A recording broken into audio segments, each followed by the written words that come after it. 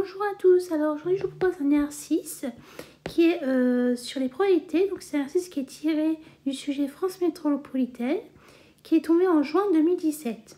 Je t'invite donc à faire cet exercice, donc de mettre la vidéo en pause et lorsque tu auras terminé, de mettre la fonction play afin de pouvoir voir la correction avec les explications.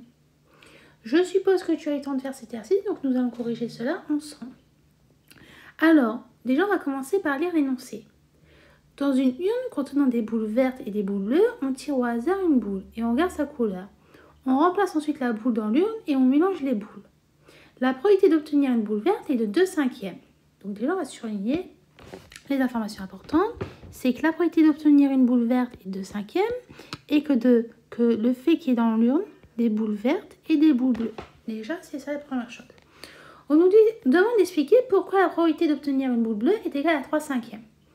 D'après l'énoncé, on sait que la probabilité d'obtenir une boule verte est 2/5.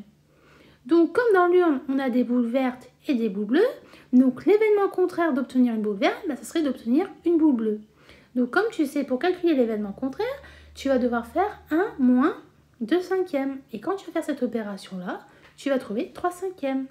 Donc, maintenant, on va rédiger tout ça au propre. Alors, il y a des boules vertes ou des boules bleues dans l'urne. Donc ça, c'est ce qu'on nous dit dans l'énoncé. On sait aussi que la probabilité d'obtenir une boule verte est 2/5. Donc, la probabilité d'obtenir une boule bleue et là tu fais l'événement contraire, donc c'est-à-dire tu vas faire 1 moins 2/5. Et sauf que là 1 tu peux le remplacer par 5/5 moins 2/5 et ça te donne 3/5. Donc on retrouve bien le résultat qu'on nous demande de trouver. Je vais juste corriger un petit truc, voilà. Ensuite, la question 2. On nous dit quoi? Paul a effectué 6 tirages et a obtenu une boule verte à chaque fois. Au 7e tirage, aura-t-il plus de chances d'obtenir une boule bleue qu'une boule verte? Donc là, on nous dit, ça veut dire quoi? Qu'au 7e tirage, la probabilité que Paul tire une boule bleue est toujours égale à 3/5. Or, 3/5 est supérieur à 2/5. Donc, il a plus de chances de tirer une boule bleue qu'une boule verte. Donc, on va écrire tout ça. Au 7e tirage,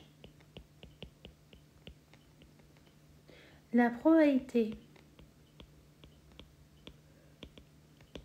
que Paul tire une boule bleue est toujours égale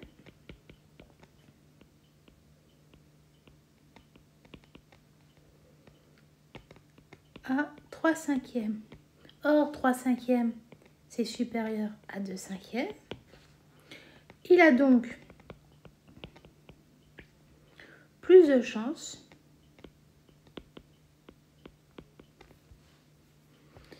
de tirer une boule bleue qu'une boule verte. Voilà. Ensuite, la 3e question. On nous demande de déterminer le nombre de boules bleues dans cette urne, sachant qu'il y a 8 boules vertes. Donc, on va dire quoi? On va appeler par exemple un grand N qui correspond au nombre de boules dans l'urne. Donc, le nombre de boules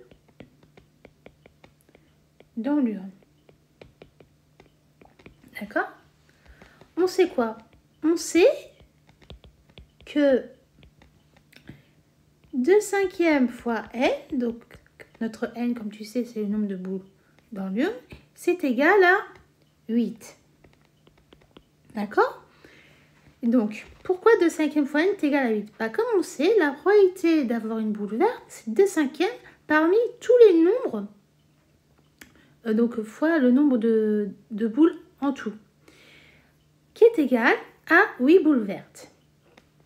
Donc, ça équivaut à quoi? Parce que là, on résout en fait une équation du premier degré. Bah, ça équivaut à dire que n est égal à 8 fois 5 sur 2. Ce qui nous donne ce qui équivaut à n égale 40 sur 2, ce qui va dire que n est égal à 20. Donc ça veut dire quoi? Bah, ça veut dire que là, le nombre de boules dans l'urne est de 20. D'accord? Donc, on sait quoi d'autre d'après l'énoncé? Déterminer le nombre de boules dans le sachant qu'il y a 8 boules vertes. Et on nous dit qu'à chaque fois, on remplace et on regarde lorsqu'on tire au hasard une boule et on regarde sa couleur, on remplace ensuite la boule dans l'urne, etc. Donc,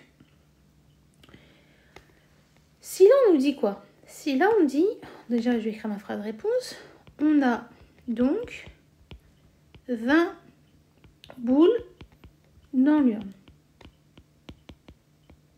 D'accord? Et donc là on cherche à déterminer le nombre de boules bleues. Donc comme on sait que la probabilité d'avoir une boule bleue est de 3/5, tu vas faire donc, on a alors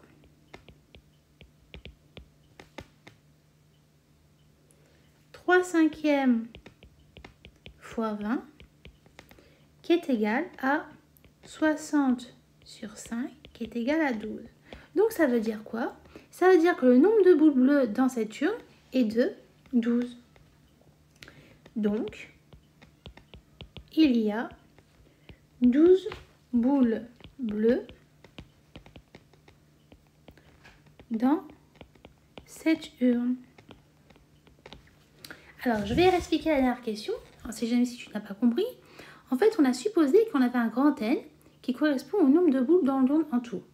On sait que la probabilité d'avoir une boule verte est de 2/5, parce qu'en plus, on sait d'après la question 3 qu'il y a 8 boules vertes. Donc, ça veut dire qu'on a 2/5 fois grand N qui est égal à 8. Donc, on cherche à déterminer le nombre de boules en tout. Donc, quand tu résous l'équation, tu vas trouver 20 boules dans l'urne. Mais sauf que nous, la question, c'était de déterminer le nombre de boules bleues. Donc, tu vas faire 3/5 fois 20. Pourquoi? Parce que tu sais que la probabilité d'avoir une boule bleue est de 3/5. Donc, tu vas faire 3/5 de 20 qui est égal à 12 boules bleues dans cette urne. Voilà, donc j'espère que les explications ont été claires pour toi. Et je te dis donc à bientôt et au revoir.